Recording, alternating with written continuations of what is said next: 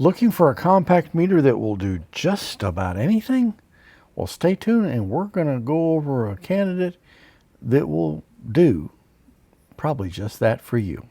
Hi, this is Ron Nutter with another edition of TechBytes with Ron Nutter product reviews.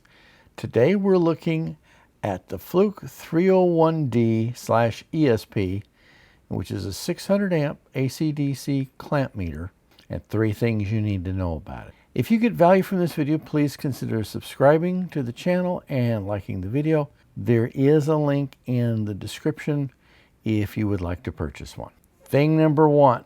Now, what sets this clamp meter apart from some of the others is it can measure both AC or DC amps. Some of the clamp meters are AC only.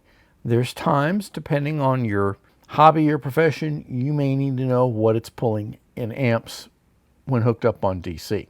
Thing number 2, this is powered by 2 AA batteries. This is probably my favorite type of battery in that it's the easiest to get and it's not going to be that expensive.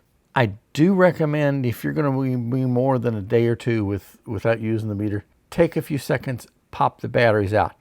That way, in case they go bad on you or they leak prematurely, that it's not going to damage the inside of your clamp meter. Thing number 3, essential measurement functions such as the AC or DC voltage, resistance, continuity, capacitor, amps, and this again, AC or DC. This is not something that all meters will do, even if they will measure DC voltage. Thing number 4, it does not come with a case. That's not necessarily a big deal, but a nice zippered case would have been a nice option, because even when something is as reasonably priced as this, I kind of like to take a little extra care of it.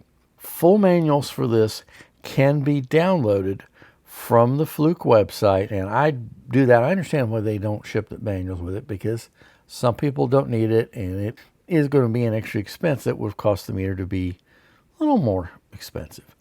Also, if you're going to be doing this, using this in a lab situation, or you've got several of these and you want to make sure that they're all giving the same readout, Fluke does show you how to calibrate the unit. That's going to require some extra gear, but at least it's an option. Take a look at this one and think about getting one today. If you get value from this video, please consider subscribing to the channel and liking the video. There is a link in the description where you can purchase this. Thanks for watching, and we'll see you in the next video.